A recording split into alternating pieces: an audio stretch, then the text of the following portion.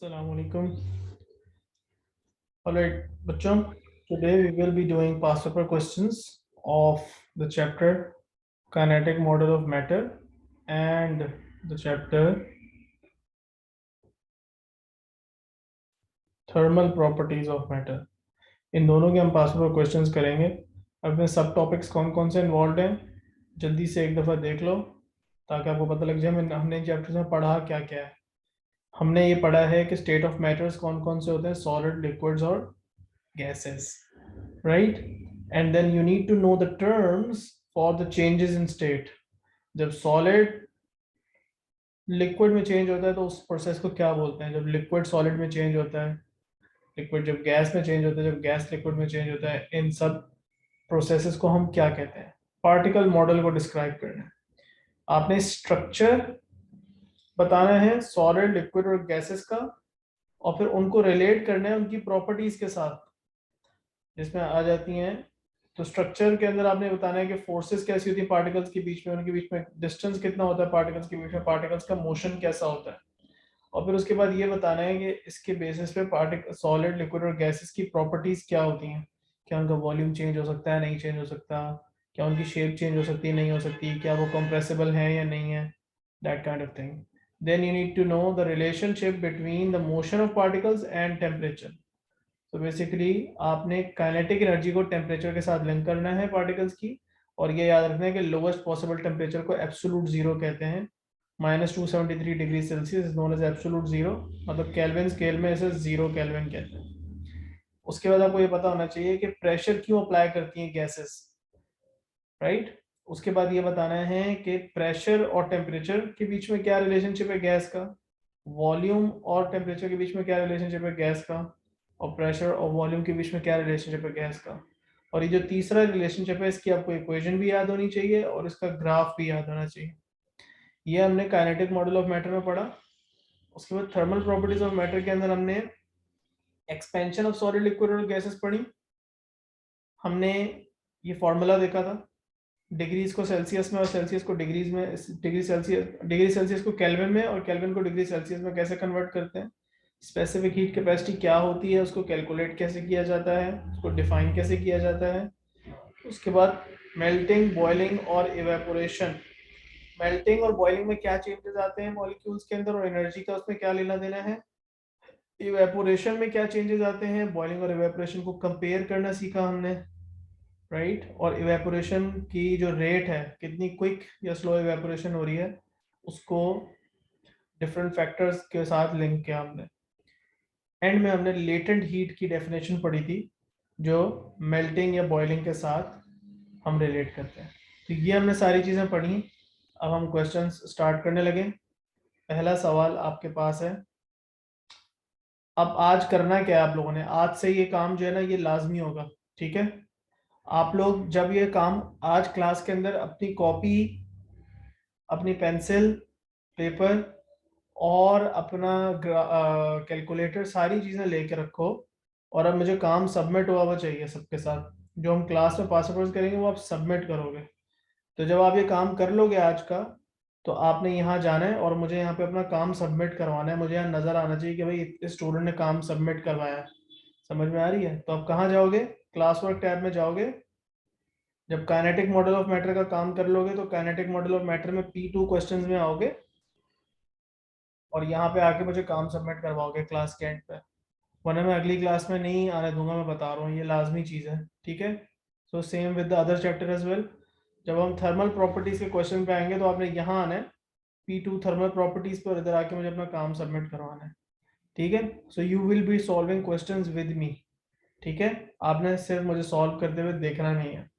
चलो अब मैं आपका वेट कर रहा हूँ. आप क्वेश्चन 1 के, जिसका मैंने ईयर भी ऊपर मेंशन कर दिया, पार्ट 1 और पार्ट 2 का आंसर लिखें. शाबाश. फिर हम इसको डिस्कस करेंगे. मैं वेट कर रहा हूँ आपका, ठीक है. चलो, I'll wait for 2 minutes and then I will explain the question and then I will move forward.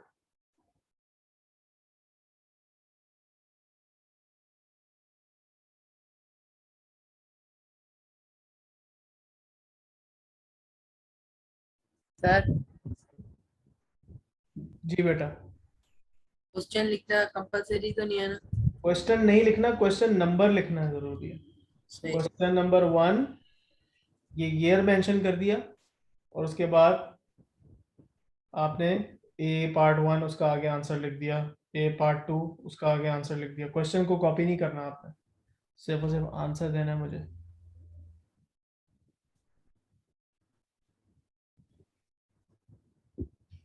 जैफा साथ साथ बेटा अपनी नोटबुक में भी काम करना है, मुझे सबमिट करवानी है पीडीएफ एंड पे, ठीक है?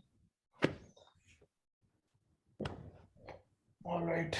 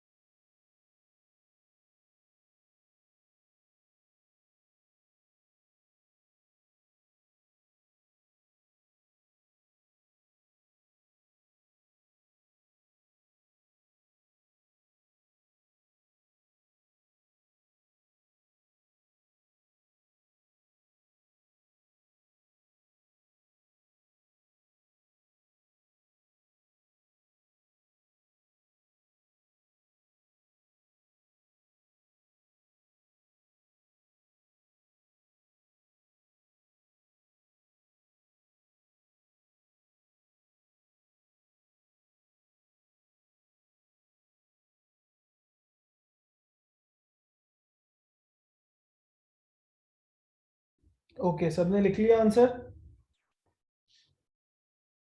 पहला पार्ट बहुत ही आसान है। जब भी आपसे बोला जाए इस तरह क्वेश्चन स्टार्ट हो, व्हाट इज मेंट बाय, तो आपने इस टर्म की डेफिनेशन लिखनी होती है। मेल्टिंग पॉइंट की डेफिनेशन क्या है? It is the temperature. पहली बात तो आपने ये बतानी कि ये जो एक टेम्परेचर की वैल्यू है, इस पे आपको 1 मार्क मिलेगा। और फिर इस बताना इस टेम्परेचर पे होता क्या है, at which what happens, at which a solid turns into a liquid। Simple. Part 2 के अंदर पूछ रहे हैं कि एक लिक्विड है, उसका टेम्परेचर मेल्टिंग और बॉइलिंग पॉइंट के बीच में है। मतलब कि लेट्स सपोज वाटर है, और वाटर जो है वो I don't know 25 degree Celsius पे है, क्योंकि वाटर का मेल्टिंग पॉइंट क्या होता है 0 डिग्री सेल्सियस, और बॉइलिंग पॉइंट होता है 100 डिग्री सेल्सियस। तो 25 डिग्री सेल्सियस पे वाटर इवेपोरेट होता है। तो कह रहे हैं कि इवेपोरेट जब हो रही है कोई चीज, कोई भी लिक्विड जब इवेपोरेट होता है, तो उसके मॉलिक्यूल्स के बारे में, मॉलिक्यूल्स वाले कॉन्सेप्ट को यूज करके बताएं कि क्या चेंजेस आ रहे हैं। तो जो चेंजेस आ रहे हैं, 3 मार्क का क्वेश्चन है, वो हम क्या क्या मेंशन करेंगे? डिफ्यूज हो जाता है। डिफ्यूज का वर्ड तो हमने यूज नहीं करना। डिफ्यूज का मतलब तो होता है स्प्रेड आउट होना। हाँ, लिक्विड डिफ्यूज नहीं होता। क्या बताएंगे आप कि उसके जो सरफेस पे मॉलिक्यूल्स हैं, the molecules at the surface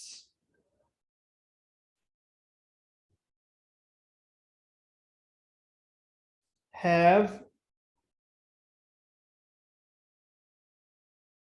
the most kinetic energy, that have the most kinetic energy। so सारे मॉलिक्यूल्स नहीं, जिनके पास बहुत ज्यादा काइनेटिक एनर्जी है, that have the most kinetic energy will, ये आपका पहला पॉइंट हो गया। क्या करेंगे? will escape from the liquid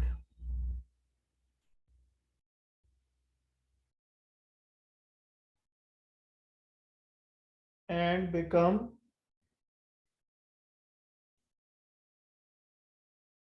part of vapour या गैस। 2 मार्क्स आपको यहाँ पे मिल गए। किस बात के? एक तो ये बताने के कि जो सरफेस पे मॉलिक्यूल्स हैं जिनकी ज्यादा काइनेटिक एनर्जी थी और वो स्केप कर गए। ये 2 बातें मेंशन हुई कि सरफेस पे ज्यादा काइनेटिक एनर्जी वाले मॉलिक्यूल क्या कर गए? स्केप कर गए। अब आखिरी बात यहाँ पे आपने ये मेंशन करनी है, द रिमेनिंग लिक्विड या द रिमेनिंग मॉलिक्यूल्स जो मॉलिक्यूल्स अभी लिक्विड में रहते हैं पीछे, they will have less average kinetic energy, have less average kinetic energy. पूरा पूरा लिखना है। लेस एवरेज काइनेटिक एनर्जी होगी तो इससे क्या फर्क पड़ेगा? Any idea? सलीबा आप बता सकती हो कि एवरेज काइनेटिक एनर्जी कम होने से रिमेनिंग लिक्विड पे क्या फर्क पड़ेगा?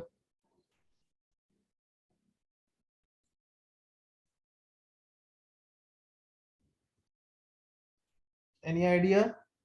किसी को पता है इस बात का जवाब? सर सर वो कूल हो जाएंगे। कूल हो जाएगा मतलब उसका टेम्परेचर गिर जाएगा।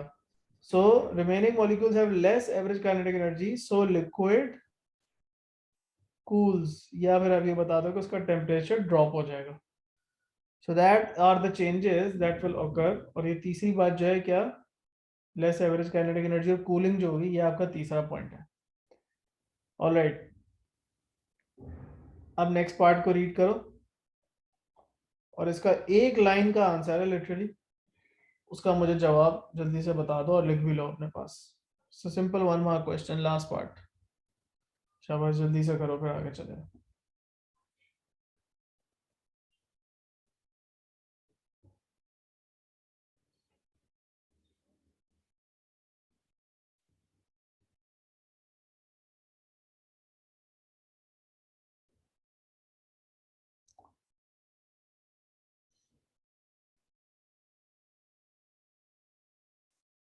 तो ये बात हमने अपने ऊपर वाले क्वेश्चन में भी, आंसर में भी मेंशन की। इवेपोरेशन कहाँ पे होती है?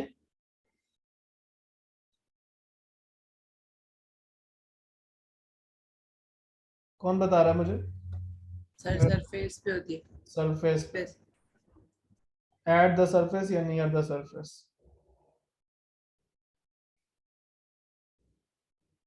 ठीक है, पार्ट बी का आंसर भी हो गया, B1 का।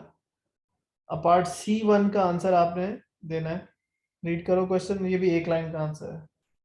What is inside? बॉइलिंग हो रही है कह रहे हैं, नाइट्रोजन, लिक्विड नाइट्रोजन है इस फ्लास्क के अंदर, लिक्विड नाइट्रोजन है जिसका -196 बॉइलिंग पॉइंट है। मतलब ये बहुत ही कोल्ड टेम्परेचर पे ही बॉयल होना शुरू हो जाती है नाइट्रोजन। नाइट्रोजन एग्जिस्ट इसीलिए एटमॉस्फेयर के अंदर एज अ गैस एग्जिस्ट करती है, क्योंकि रूम टेम्परेचर पे जो टेम्परेचर है वो उसके बॉइलिंग पॉइंट से ऊपर है।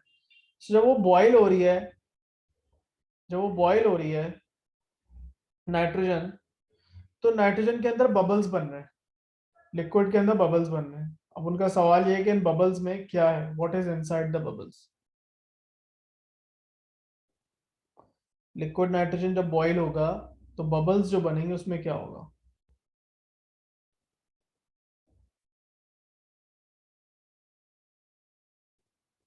हाँ भाई, क्या ख्याल है? ये भी एक लाइन का आंसर है, क्या जवाब होना चाहिए? एनर्जी होगी उनके अंदर। बबल के अंदर एनर्जी नहीं होगी, कौन सा मैटर क्या होगा, what will be inside it?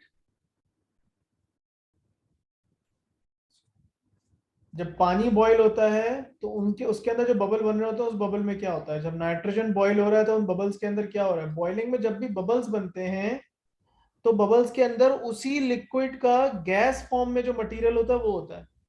मतलब जब यहाँ पे नाइट्रोजन बॉईल होगी, देखो बॉइलिंग तो थ्रू आउट द बॉडी होती है ना, इवेपोरेशन तो सिर्फ यहाँ होती है, उसमें बबल्स नहीं बनते, लेकिन जब बॉइलिंग होती है तो बबल्स बनते हैं।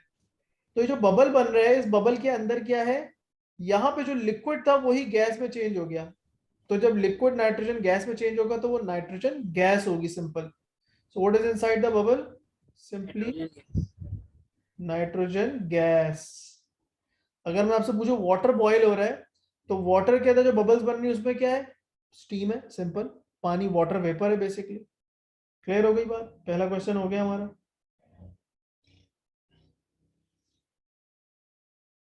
सिमिलर क्वेश्चन है क्वेश्चन 2, इसको भी सॉल्व करो। शाबाश। क्वेश्चन नंबर 2 भी देखो, दोनों पार्ट्स का मुझे जवाब दो। मैं वेट कर रहा हूँ 2 मिनट, फिर हम इसके बाद डिस्कस करके क्वेश्चन 3 पे जाएंगे।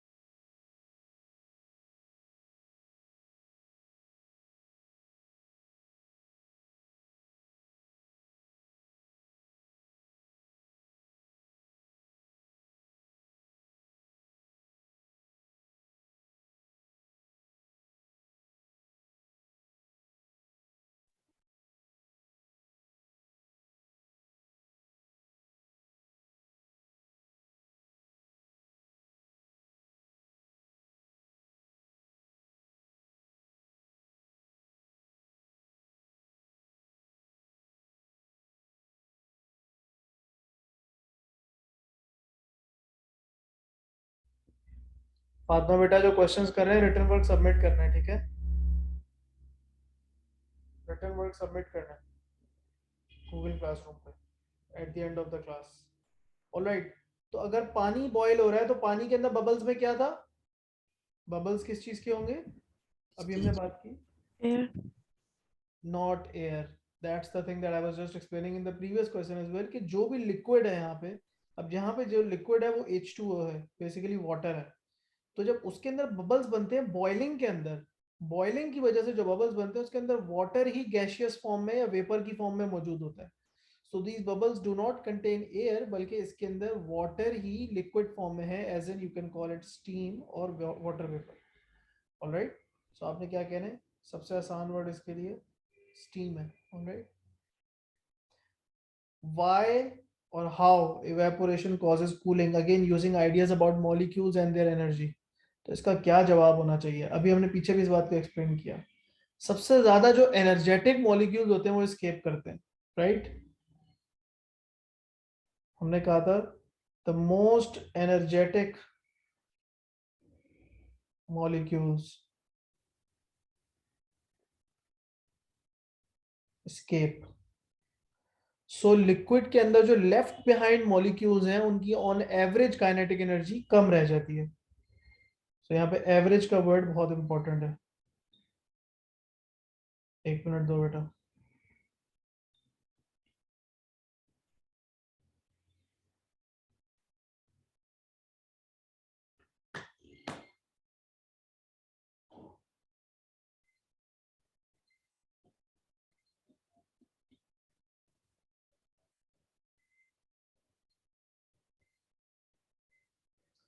Just give me a second.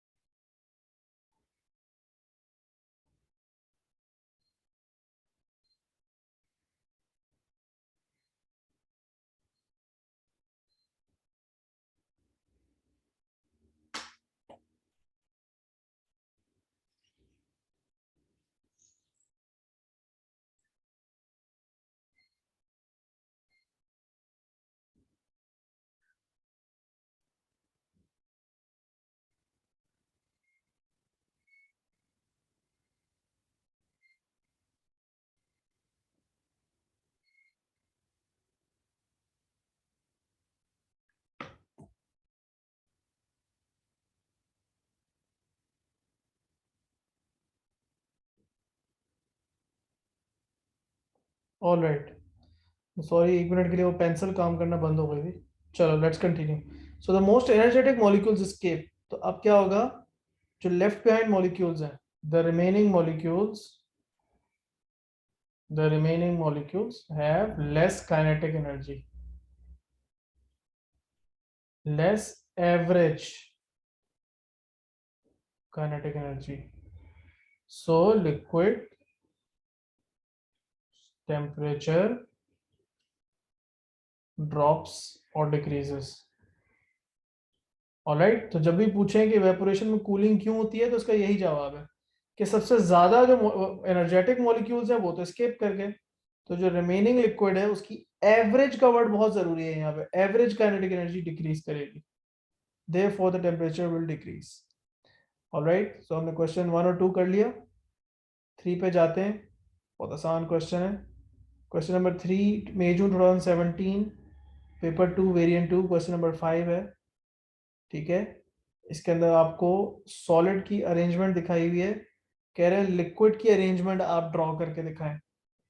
और फिर उसके बाद पार्ट बी के अंदर कह रहे हैं मोशन बताएं मॉलिक्यूल्स का, सॉलिड लिक्विड्स और गैसेस में। सिर्फ और सिर्फ मोशन बताना, कैसे वो वाइब्रेट कर रहे होते हैं या मूव कर रहे होते हैं रैंडमली या क्या कर रहे होते हैं, सब चीजें आपने यहाँ पे मोशन के अंदर बतानी है। तो do these 2 parts and then we will move forward. मैं वेट कर रहा हूँ आप लोगों का, ठीक है? 2 मिनट है मैक्सिमम, ये आसान आसान क्वेश्चन, इसमें हम ज्यादा टाइम वेस्ट नहीं करेंगे, थोड़ा फास्ट फास्ट चलेंगे, ठीक है? आसान आसान चीजें हैं, जल्दी जल्दी आगे चलते हैं।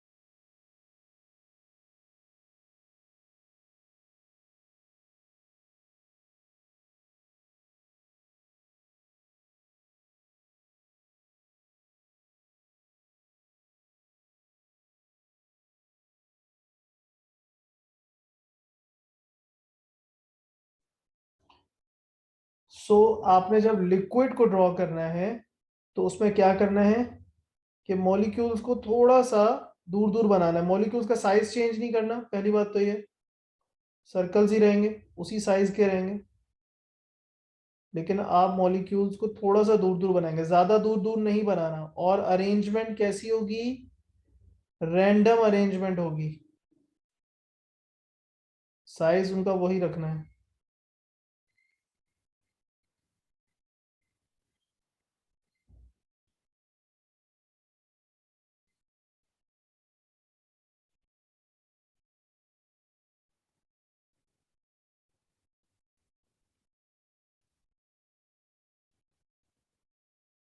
ये लिक्विड की अरेंजमेंट हो गई।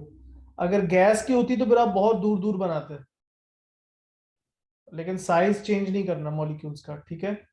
जाहिर सी बात है मुझसे बहुत एक्यूरेटली नहीं बनी, बट खैर इस बात का ख्याल रखना है, ठीक है। And do not move them very far away. And arrangement random होनी चाहिए, it should not be regular. Just in a solid it's regular, but in liquid it's random. Now you have to describe the motion of the particles in solid, liquids and gases. So solid में क्या होता है, they only vibrate about fixed positions, मतलब अपनी जगह नहीं छोड़ते, एक फिक्स्ड पॉइंट के पे रह के वाइब्रेट करते हैं।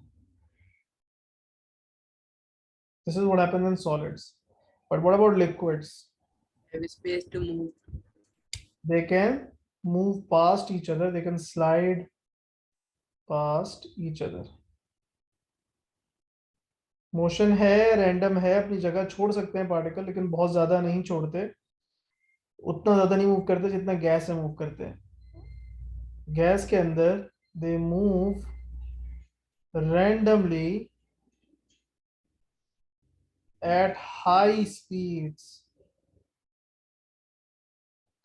The particles are almost just free to do whatever they like, ठीक है बेटा। Why is a gas able to fill a container but a solid has a fixed shape? मतलब अगर मैं एक कंटेनर यहाँ पे लूं और इसके अंदर गैस को डालूं तो गैस क्या करेगी, पूरे कंटेनर को फिल कर देगी। थोड़ी सी भी गैस रखूंगा मैं तो वो सारी फिल कर देगी। लेकिन अगर एक और कंटेनर लूं, इसका आंसर सोचो, जल्दी जल्दी लिखो शाबाश। तो उसमें अगर मैं सॉलिड को डालता हूं, एक सॉलिड है इस शेप का, तो ये सॉलिड यहीं पे रहेगा, ये पूरे इस लिक्विड, इस पूरे कंटेनर को फिल आउट नहीं कर देगा। So why is a gas able to fill the container but the solid will have a fixed shape as well as a fixed volume? इसको आपने 2 मार्क्स में एक्सप्लेन करना है। Take 2 minutes, write it down. Again, think about the molecules. Think about these and the forces and the spacing, इन सब चीज़ों के बारे में सोचना है। मॉलिक्यूल्स के बारे में ही एक्सप्लेनेशन देनी है और कुछ नहीं करना। जवाब दो, मैं 2 मिनट वेट कर रहा हूँ, फिर आगे चलेंगे।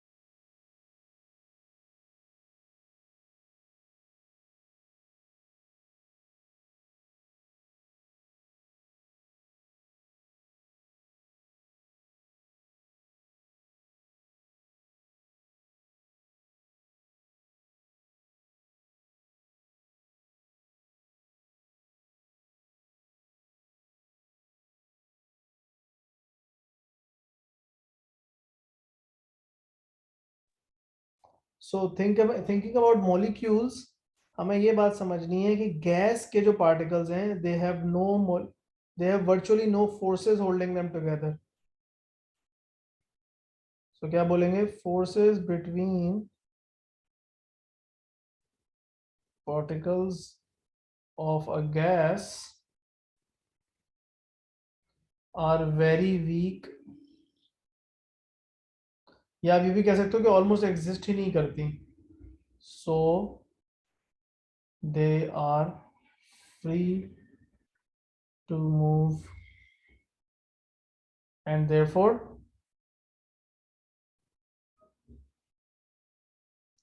fill the container। जबकि अगर आप बात करें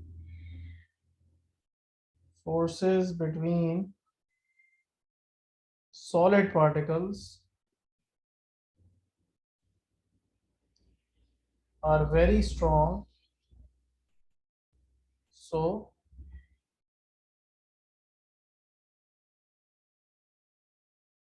they remain in fixed positions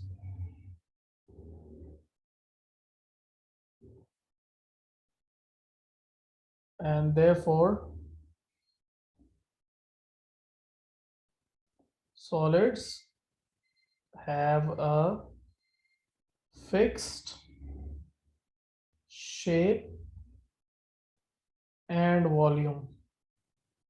ठीक है, थोड़ा सा बाहर निकल गए हम लाइन से, लेकिन वो अगर मैं ये वाली जगह यूटिलाइज करता तो ये पूरा लाइन में ही आ जाता। ठीक है बेटा, बात समझ में आ गई। थोड़ा बहुत एक दो लाइन आप आगे चले भी जाओ तो उससे कोई फर्क नहीं पड़ता। सो होपफुली क्लियर है सबको। कोई क्वेश्चन अभी तक, एनीथिंग दैट्स कंफ्यूजिंग, कुछ पूछना तो नहीं है?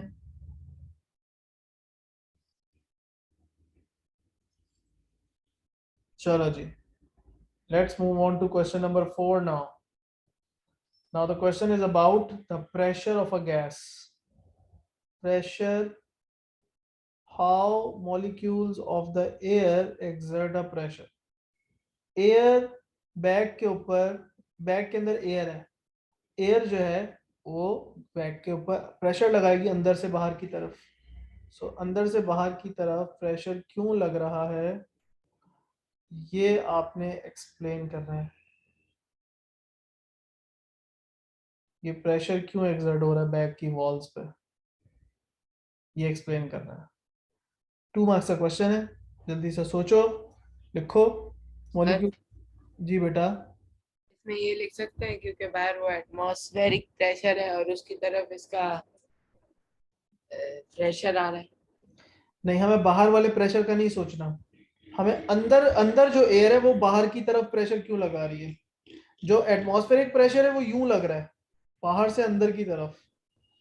हमसे ये पूछ रहे हैं कि अंदर जो एयर है बैग के, जो बैग के अंदर जो एयर है, एयर इनसाइड, वो क्यों बैग पे बाहर की तरफ प्रेशर लगा रही है, इस बारे में जवाब देना है। Again just think about the molecules and what the molecules are doing inside the bag and you will have your answer. Molecules ऐसा क्या करते हैं अंदर जिसकी वजह से प्रेशर एक्सर्ट होता है। ठीक है, ये पूछ सोच के फिर बताओ।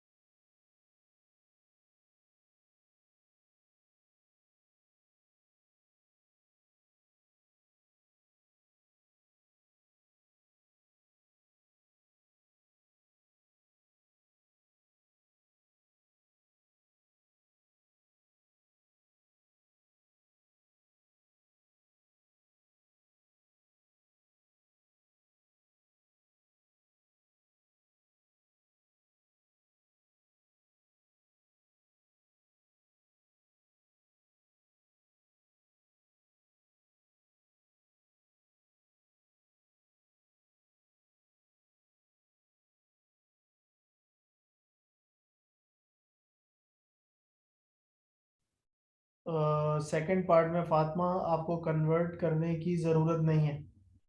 as long as the units on both sides of the equation are same, they are the same units on each side, you do not need to convert। ठीक है, प्रेशर के यूनिट्स कन्वर्ट करने की जरूरत नहीं। Okay sir. Let's discuss the answer to question number 1 part A. Sorry, pressure क्यों लग रहा है? तो बेटा मॉलिक्यूल्स जो है वो गैस के क्या कर रहे हैं उस बारे में अब हम सोच रहे हैं। तो हमने ये बताना है द एयर मॉलिक्यूल्स, क्योंकि एयर एक गैस है, तो एयर के मॉलिक्यूल्स क्या कर रहे हैं? Are moving. How are they moving? Randomly and at high speeds. तो जब ऐसे मॉलिक्यूल्स मूव कर रहे हैं अंदर से, तो वो क्या करेंगे? बैग की जो वॉल्स हैं उसके साथ कोलाइड करेंगे सारे particles randomly.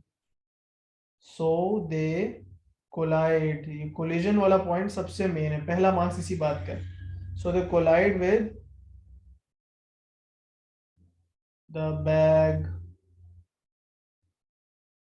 walls and exert a force on it। अब आपने ये बताना है कि मॉलिक्यूल्स तो बहुत सारे हैं।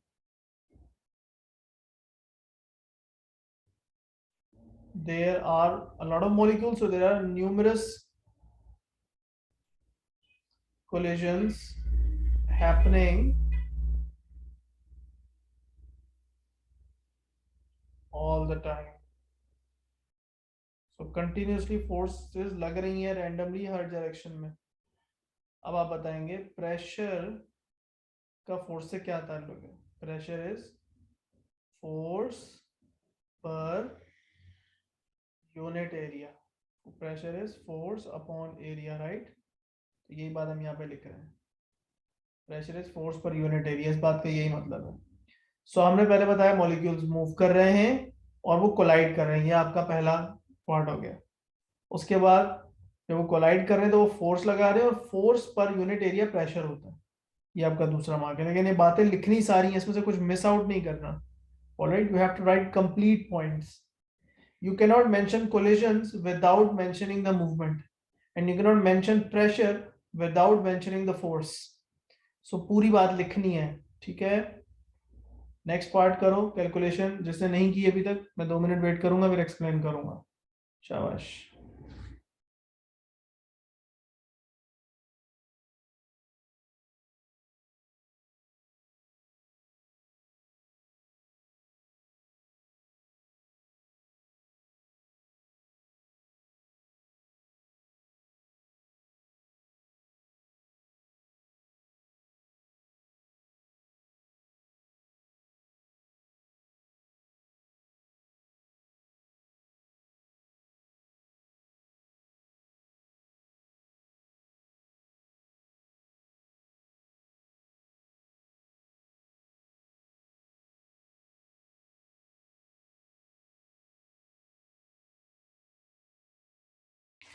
ऑल राइट, तो आपके पास जब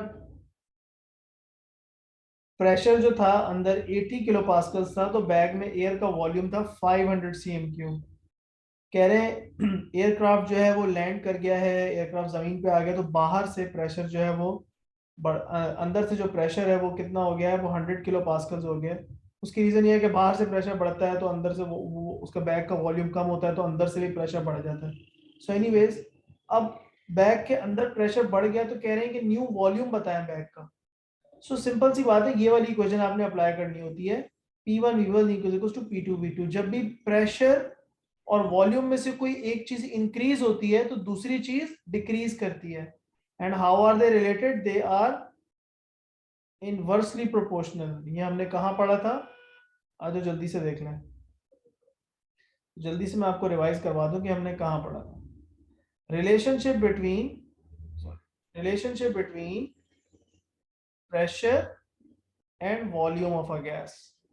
और हमने ये देखा था कि प्रेशर और वॉल्यूम कैसे रिलेटेड है? इनवर्सली प्रोपोर्शनल है। इनका ग्राफ, अगर प्रेशर P वर्सेस V का ग्राफ बनाऊंगा तो इस तरह का कर्व बनेगा which does not touch any of the axis, it's just a decreasing gradient curve। अगर मैं P वर्सेस 1 ओवर V का ग्राफ बनाऊंगा तो मेरा इस तरह स्ट्रेट लाइन पासिंग थ्रू 0,0 का ग्राफ बनेगा। इसको हमने मॉलिक्यूल्स के थ्रू एक्सप्लेन भी किया हुआ है कि वॉल्यूम कम होने से प्रेशर क्यों बढ़ता है एंड वाइस वर्सा। साथ में हमने इसकी इक्वेशन भी पढ़ी हुई है, P1 V1 is equals to P2 V2। मैंने ऊपर वाली एग्जांपल पे आपको ये सॉल्व भी करके दिखाया हुआ है।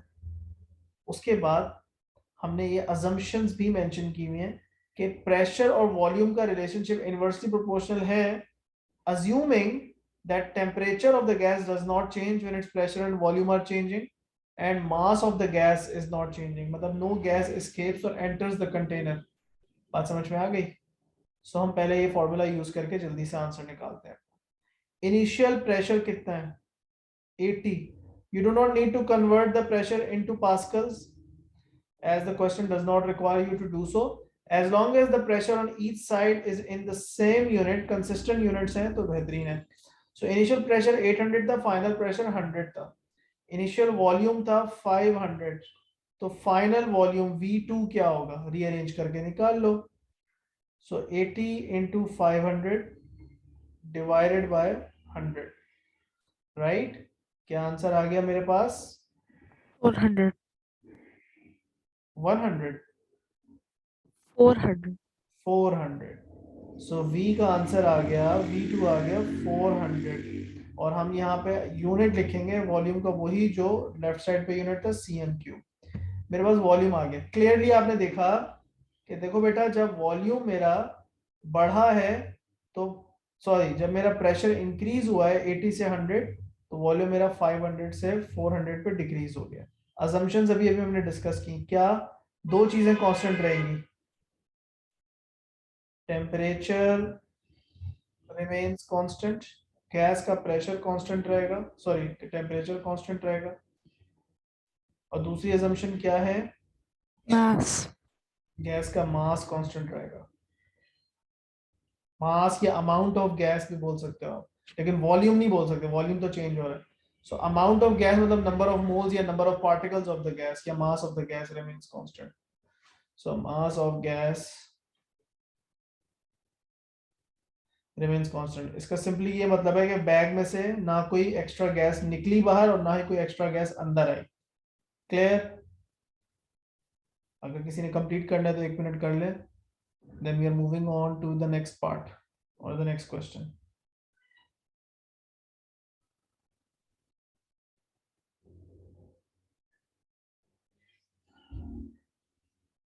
Alright, let's move on. To differences. So पहले क्वेश्चन नंबर मेंशन कर लेना। Differences between boiling and evaporation हमने काफी सारे पढ़े, जो वैलिड वाले हैं उनमें से कोई मेंशन कर दो। डिफरेंस को पूरा इलेबोरेट करना है कि इवेपोरेशन में ये होता है तो बॉइलिंग में ये होता है, ये एक डिफरेंस हो गया। फिर इवेपोरेशन में ये होता है और बॉइलिंग में ये होता है। पूरा एक डिफरेंस के 2 मार्क हैं, दोनों डिफरेंस के मिला के टोटल 4 मार्क्स हैं। Explain using ideas about molecules why thermal energy is needed to boil a liquid। Boiling में एनर्जी क्यों चाहिए, इस बात को एक्सप्लेन करना है पार्ट 2 के अंदर। बॉइल करने के लिए क्या ऐसा, बॉइलिंग में ऐसा क्या हो रहा है जिसको एनर्जी रिक्वायर्ड है। चलो जी, सॉल्व करो, फिर आगे चलते हैं। तो 5 मिनट पहले मैं आपका वेट करता हूँ, फिर एक्सप्लेन करूंगा। रिटर्न वर्क आई होप सब कर रहे हैं, क्योंकि क्लास के एंड में मैंने सबका काम देखना है, क्लासरूम पे अपलोड करना है सब।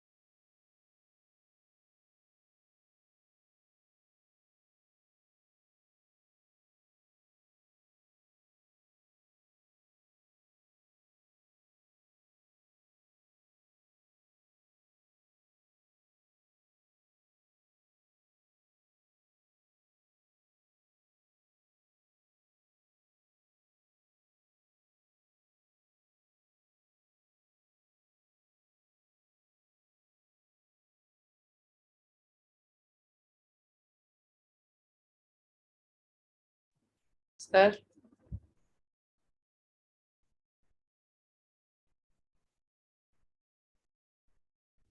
जी बेटा। बॉइलिंग में उसके हीटिंग के बाद ये जो इसका लिक्विड होता है, इसके जो वो मॉलिक्यूल्स हैं, लिक्विड होता है वो कूल तो नहीं होता ना? बॉइलिंग के बाद नहीं कूल होता, बॉइलिंग के दौरान टेम्परेचर कांस्टेंट रहता है।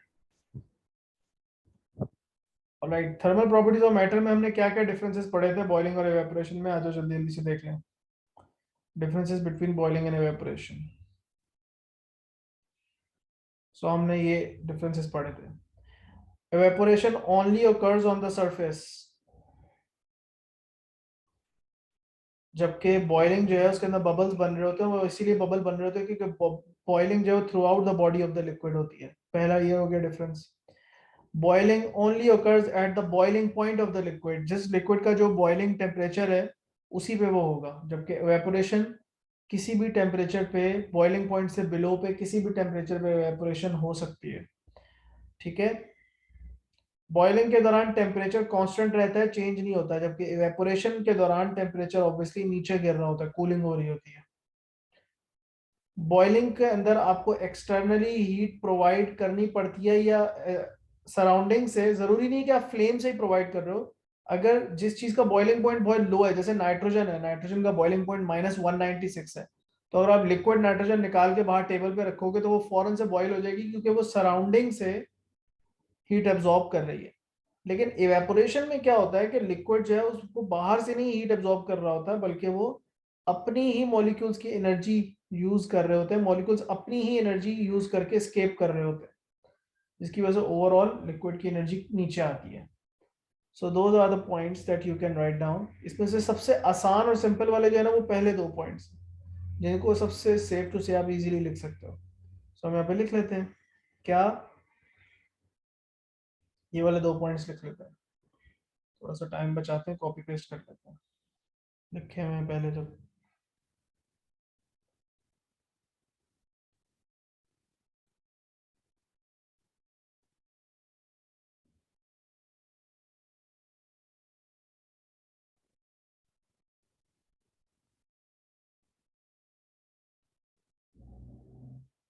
ऑल राइट, तो आई होप रीडेबल है, समझ में आ रहा है। अब बात कर लेंगे हम using ideas about molecule, why thermal energy is needed to boil a liquid. तो बेटा सिंपल सी बात है, जब लिक्विड की फॉर्म में है हमारे पास सब्सटेंस, तो उसके पार्टिकल्स की अरेंजमेंट कुछ ऐसे है। The particles are randomly arranged, but they have very little space between them and they are held together by strong forces in the form of a gas. This is how the particles are, very far away from each other and moving randomly at high speeds, and the forces have all been weakened or almost broken. So where do you need the energy? You need the energy to actually break the intermolecular forces between the particles. You need to break the forces of attraction between the particles. So energy is needed. What do you need the energy for?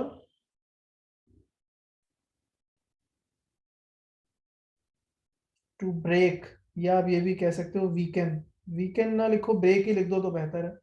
Weaken आप लिखो solid से liquid के अंदर, melting के अंदर अगर आप बोले तो वीकन का वर्ड यूज करो, क्योंकि मेल्टिंग के दौरान जब सॉलिड से लिक्विड की फॉर्म में जब चेंज आता है तो फोर्सेस बिल्कुल ब्रेक नहीं होती लेकिन वीक हो जाती हैं। यहाँ पे आप ब्रेक ही लिख दो, break the intermolecular forces of attraction. Intermolecular का मतलब मॉलिक्यूल्स के बीच में जो फोर्सेस है, intermolecular forces of attraction.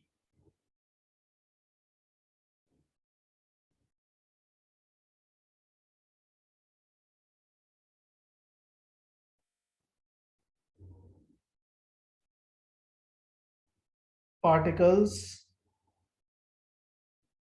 also need to push against atmospheric pressure. अब गैस के पार्टिकल्स जो हैं उनको एक दूसरे से दूर जाना है, तो जो उनपे एक्सटर्नली एटमॉस्फेरिक प्रेशर लग रहा है उसके अगेंस्ट भी इनको वर्क करना पड़ता है, उसके लिए भी एनर्जी चाहिए।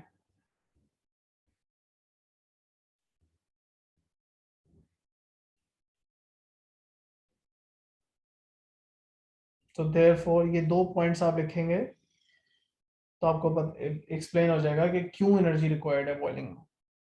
एक और क्वेश्चन इसके अंदर, ये क्वेश्चन साथ में इस तरह भी रिपीट होता है कि अच्छा अगर एनर्जी चाहिए तो टेम्परेचर क्यों कांस्टेंट रहता है? टेम्परेचर इसलिए कांस्टेंट रहता है क्योंकि जो एनर्जी मिल रही है पार्टिकल्स को वो चेंज हो रही है पार्टिकल्स की पोटेंशियल एनर्जी में, जबकि काइनेटिक एनर्जी में कोई चेंज नहीं आता बॉइलिंग के दौरान। Therefore temperature remains constant, it does not increase during the boiling even though you are supplying energy, even though आप heat provide कर रहे हो, thermal energy provide कर रहे हो। all right, करो सॉल्व, कंप्लीट करो।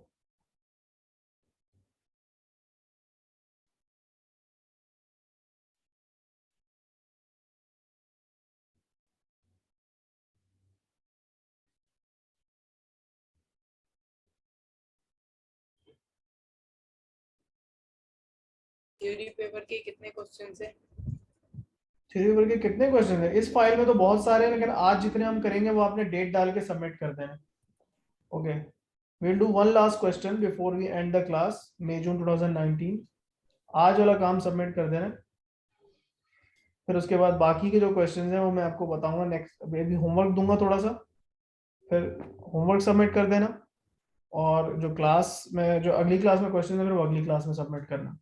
अब मैं रेगुलरली हर क्लास में यही करूंगा, मैं अगली क्लास से पहले कुछ होमवर्क दिया करूंगा, और जो क्लास में क्वेश्चन अगर हम कर रहे हैं तो वो मैं आपसे रिसीव किया करूंगा क्लासरूम पे। आई विल चेक के कौन सबमिट कर रहा है कौन नहीं कर रहा है, ठीक है? ये जरूरी है क्योंकि तुम लोग ऑनलाइन क्लास में जब लिख के प्रैक्टिस नहीं कर रहे तो बहुत नुकसान हो रहा है, because in your actual exam you have to write down, और लिखने की जब तक प्रैक्टिस नहीं होगी तो बहुत मसला रहेगा। चलो एनीवेज, लेट्स मूव फॉरवर्ड। सो पहला पार्ट इस क्वेश्चन का डिस्कस करें। A liquid occupies much smaller volume than a gas with the same number of molecules. Why? एक लिक्विड है और एक गैस है, मतलब आपके पास सपोज करो पानी के इसके अंदर एक छोटा इतना सा लिक्विड है पानी के अंदर। अगर आप इस पानी को बॉईल कर दो और सारा गैस में चेंज कर दो तो गैस जो है वो इतनी सारी स्पेस ऑक्यूपाई कर लेती है, उतना ही पानी, मतलब सेम नंबर ऑफ मॉलिक्यूल्स है, लेकिन वॉल्यूम लिक्विड का बहुत कम होता है, जबकि गैस जो है वो बहुत ज्यादा जगह ऑक्यूपाई करती है। So why does liquids occupy less volume and solids occupy gases occupy more space more volume? ये फिर उसके बाद ये फॉर्मूला आपने मेंशन करना है related to what they are asking about, and then you have to solve the question, solve the numerical at the bottom. शाबाश, जल्दी करो, मैं वेट कर रहा हूँ आपका। आई होप नजर आ रहा है, सब कुछ विजिबल है? Okay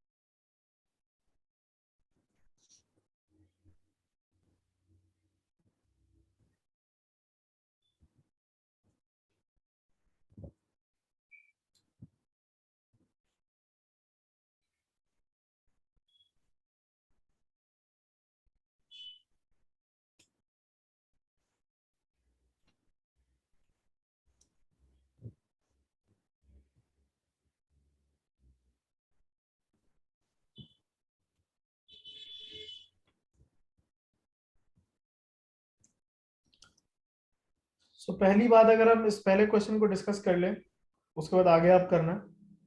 what's the difference? It is the arrangement of the molecules which is the key, right? liquid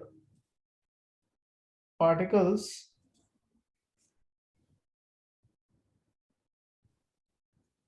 are very close together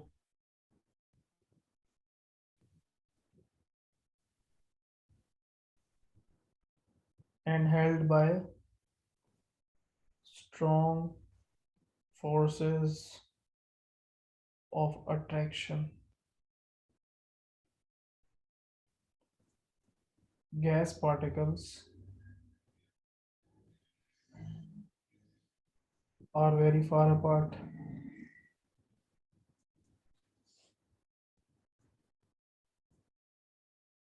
and have hardly any forces of attraction. ठीक है बेटा, formula यहाँ पे क्या है बेटा? वो कह रहे हैं कि एक वॉल्यूम है गैस का जो कि V1 से V2 में चेंज हो रहा है जब पिस्टन इन सिलेंडर के अंदर मूव करेगा, मतलब पिस्टन यूं अंदर की तरफ मूव करेगा तो वॉल्यूम ऑब्वियसली कम होगा। तो कह रहे हैं कि गैस का प्रेशर जो है वो इंक्रीज करेगा P1 से P2। V1 V2 और P1 P2 को जो फॉर्मूला रिलेट कर रहा है आपस में उसको मेंशन करें। तो क्या हमने पढ़ा था formula? P1 multiplied by V1 is equal to P2, मतलब final pressure into final volume. Now how do you apply this over here? इसको ट्राई करो, फिर उसके बाद हम क्वेश्चन करेंगे। शाबाश,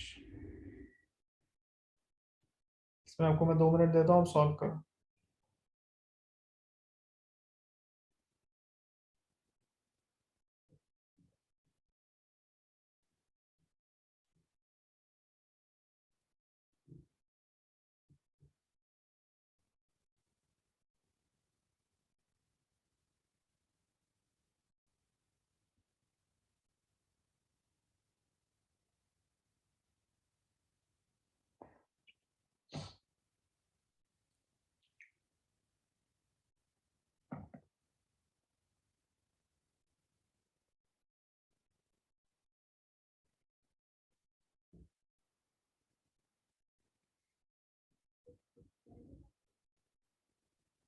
Anyone who found the answer for this part 2?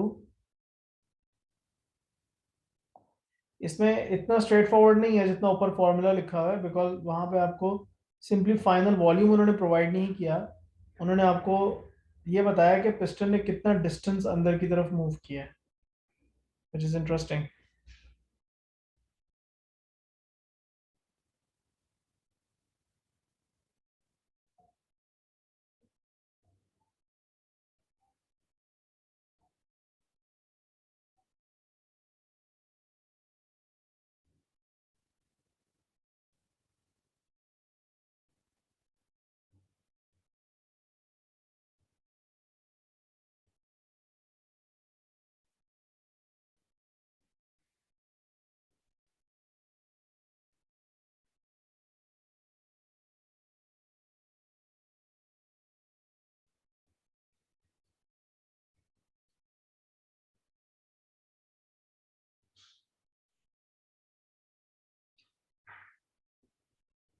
जैफा है बेटा तुम्हारा जवाब?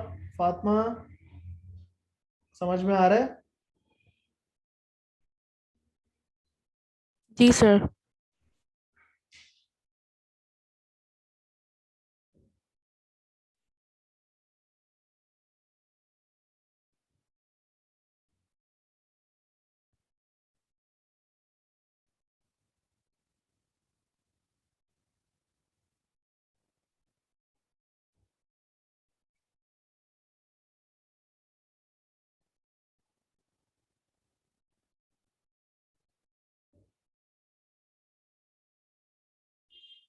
Alright, let's try and understand this. देखो बेटा, होता ये है कि इनिशियल वॉल्यूम आपको क्या दिया हुआ है? उन्होंने इनिशियल वॉल्यूम आपको दिया हुआ है simply 100 cm cube, that's fine. Initial pressure कितना दिया हुआ है? 1.2 टाइम्स 10 टू द पावर 5। तो आपका जो फॉर्मूला आपने लिखा हुआ है, इसी फॉर्मूला को आप अप्लाई करो और आप यहाँ पे लिख दो यार। अच्छा, 1.2 P1 into 10 to the power 5 multiplied by volume कितना है? 100। ये तो आपकी लेफ्ट साइड हो गई। अब राइट साइड में प्रॉब्लम ये है कि आप फाइनल प्रेशर निकालना चाहते हो, लेकिन आपको फाइनल वॉल्यूम भी नहीं पता, you not quite given this final volume. So what you need to do is you first need to use this information to find out कि कितना वॉल्यूम में चेंज कितना आया है. समझ रहे हो बात को? तो मैं इसको थोड़ा सा नीचे पुश डाउन करके और पहले कुछ इंफॉर्मेशन जो क्वेश्चन में दी हुई उसको यूज करके पहले कुछ और फिगर आउट करना चाहता हूँ. और वो ये कि जब मेरा पिस्टन यहां से यहां अंदर पुश हुआ तो कितना मूव किया उसे इन्होंने, कितना डिस्टेंस मूव किया? It is pushed a distance of 8 cm cube. तो यहां से यहां तक जब पिस्टन मूव किया तो 8 cm क्यूब, 8 cm का डिस्टेंस मूव किया. और पिस्टन का एरिया था 5 cm स्क्वायर. एरिया और डिस्टेंस मूव को मल्टीप्लाई कर दोगे तो जैसे इनिशियली यहां पे था पिस्टन, अंडरस्टैंड दिस, कि पिस्टन इनिशियली कहां पे था? यहां पे. अब वो मूव करके अंदर आ गया. तो ये जो इतना वॉल्यूम है मेरा वो चेंज हुआ है. This is the change in volume. That is first I will, that is what I will calculate first. Change in volume, which is the cross sectional area multiplied by the distance moved by the piston. तो cross sectional area 5 cm cube है. सब चीजें same units में ही है तो मुझे कुछ unit CM वगैरह को मीटर वगैरह है, मैं किसी चीज में कन्वर्ट करने की जरूरत नहीं. और डिस्टेंस कितना 8 मूव किया तो 5 into 8 होता है 40 cm क्यूब. ये आया है प्रेशर में डिक्रीज, प्रेशर कम हुआ है ना, सॉरी वॉल्यूम में डिक्रीज, गैस का वॉल्यूम कम हुआ है. तो अगर इनिशियल वॉल्यूम था 100 और 40 का उसका वॉल्यूम कम किया इन्होंने तो नया वॉल्यूम कितना हो गया? 100 माइनस 40, नया वॉल्यूम हो गया 60 cm क्यूब. ये है मेरा V2, ये चीज है V2. बात समझ आ रही है? अब हम जब प्रेशर और वॉल्यूम का फॉर्मूला यूज करेंगे तो यहाँ पे हम एग्जैक्टली वैल्यू डाल देंगे किस चीज की? प्रेशर तो सेकंड वाला मुझे नहीं पता, लेकिन वॉल्यूम अब पता चल गया कि 60 होगा. सो आई होप ये बात सबको क्लियर होगी. इसीलिए 3 मार्क का क्वेश्चन है. 3 मार्क का क्वेश्चन हमेशा थोड़ा सा मुश्किल होता है, उसमें थोड़ा सा आपको ज्यादा स्टेप्स करने पड़ते हैं, समझना पड़ता है. बेसिक मैथ्स है, कोई बहुत लंबी चौड़ी लॉजिक नहीं लग रही. सिर्फ इतनी सी बात है कि आपको फाइनल वॉल्यूम क्लियर कट नहीं दिया होता जो आप यहाँ डाल सकते. हमें कैलकुलेट करना पड़ा. कैसे? कि जितना डिस्टेंस मूव किया पिस्टन ने और जो पिस्टन का एरिया था उनको मल्टीप्लाई करके चेंज इन वॉल्यूम निकाल लिया. अब ये चेंज इन वॉल्यूम है, नया वॉल्यूम नहीं है. पुराना वॉल्यूम था 100, वॉल्यूम में चेंज कितना है 40 का, तो नया वॉल्यूम हो गया 60 का. वो मैं यहाँ डाल दूंगा V2 की जगह. अब मैं कैलकुलेट करता हूँ तो मेरे पास P2 की वैल्यू क्या आएगी बताओ जरा. So when I calculate P2 now, what will be the answer? Check करके बताओ. 2 Fatima, into 10 raised to power 5. हमारे पास आंसर आ रहा है 2 into 2.0 times 10 to the power 5. तो यहाँ पे हम लिख देंगे 2.0 टाइम्स 10 to the power 5 और वही प्रेशर के यूनिट जो पहले से चल रहे हैं pascals. Using ideas about molecules why the pressure of the gas changes. Gas का प्रेशर चेंज क्यों हो रहा है? गैस का प्रेशर बढ़ रहा है ना, तो एक्सप्लेन करेंगे क्यों. व्हेन वॉल्यूम डिक्रीजेस, ये हमने यहाँ नोट्स पे भी लिखी हुई है बात. क्या लिखा हुआ है? जब वॉल्यूम डिक्रीज करता है तो पार्टिकल्स के पास कम जगह होती है, इसलिए दे कोलाइड मोर फ्रीक्वेंटली. आपने ये नहीं बोलना कि वो ज्यादा जोर से कोलाइड करते हैं, कोलाइड उतनी फोर्स के साथ कर रहे हैं, लेकिन जगह कम है तो अब ज्यादा कोलिजन्स होगी obviously. So when volume decreases particles collide more often या more frequently, more frequent collisions होगी.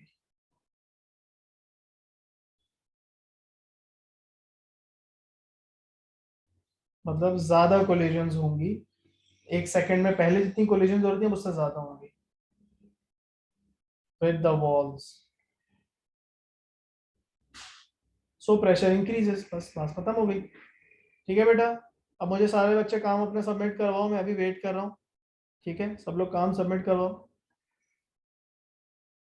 कहाँ पे सबमिट करवाना मैंने आपको बता दिया. आप गूगल क्लासरूम पे जाओगे, क्लास वर्क टैब में आओगे, काइनेटिक मॉडल ऑफ मैटर का आप चैप्टर देख रहे हो, P2 क्वेश्चंस के अंदर आप आओगे और यहाँ पे काम सबमिट करवाना है आपने. ठीक है, अभी मुझे नजर आ जाएगा जिसका सबमिट होता जाएगा. जल्दी से, शाबाश, मैं वेट कर रहा हूँ. क्लास में एंड कर रहा हूँ, मुझे सबकी सबमिशन चाहिए. ठीक है, I'll see you guys in the next class. चलो बच्चों, अल्लाह हाफिज़.